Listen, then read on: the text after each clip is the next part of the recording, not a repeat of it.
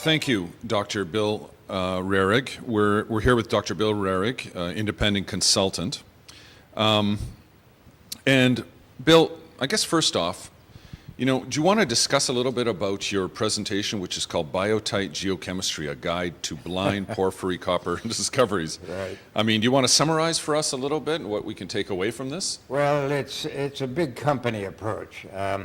It's the result of a lot of exploration research that was done a number of years ago, in fact, almost generations ago, that was sponsored by large outfits like Anglo-American, like BHP, like Newmont, that were interested in future resources that were probably covered or, under post-mineral cover, because we know that they're out there. We just have to find ways of focusing on them. And this geochemical technique was started in the 1970s and has gone, I've probably taken it to the farthest point right now to be applied. But the exploration climate now is not conducive for these longer term exploration ideas. Right. Okay. And I understand you've been in the business, 60 years or more in natural resource A long time. exploration. Mm-hmm. And what have you observed about the business? What would you recommend to the next generation of explorers? Well, one of the problems that we all face is the bad concept of mining in general. Mining is a politically not correct concept right now. And it's hurt investment, it's hurt the ability to make deals on public lands and with people that just don't want to accept the disruption that comes from opening a new mine. It's been a political thing, and particularly in the United States, that's why everybody has gone south from exploration in the 70s and earlier to the South American and Latin environment. Right. Well, even Canada and Mexico, of course, have their big indigenous national resource exactly. problems, what they call national resource. Yeah. Yeah. And what, in your opinion, would you say are the major impediments to the effective and responsible exploration of Mexico's case? Well, in general, in the near future, considering technical aspects and or social?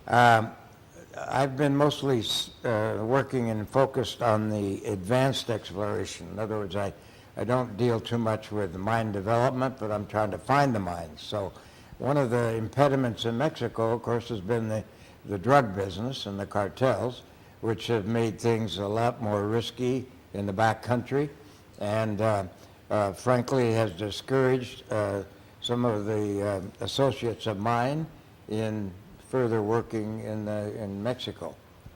But other than that, there's tremendous potential still existing in this country.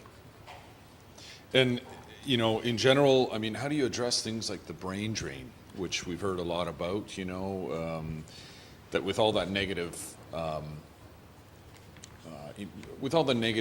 press, et cetera, that you've heard about with mining and whatnot, how do we continue to encourage our young people to come to mining, seek positions, give them opportunities? Well, I tell you, one of the biggest problems is financing right now and jobs. I know students that come to me to ask for advice in this particular decade, and with commodity prices the way they are and the lack of investment, the jobs are very hard to come by. And so I think that it all goes around. We've experienced cycles like this before.